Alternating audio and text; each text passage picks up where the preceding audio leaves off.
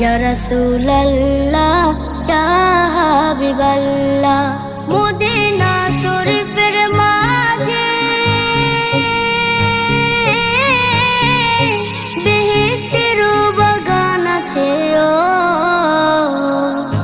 সেই বাগানে শুয়ে আছেন, সেই বাগানে শুয়ে আছেন প্যারা নবী মুস্তাফায়। তোমরা যদি যাও গো মদিনায়, তোমরা যদি যাও গো মদিনায়, সুদূর বাংলাদেশে বসে আমি কান্দিতেছি দিবানিশি। ও ধনী যদি হইতাম আমি, ধনী যদি হইতাম আমি, যাইতাম সোনার মদিনায়। তোমরা যদি যাও গো মদিনায়, তোমরা যদি যাও গো মদিনায়, সালাতু সালাম গো আমার দুরুদ সালাম গো আমার কয়ো নবী মুস্তাফায়।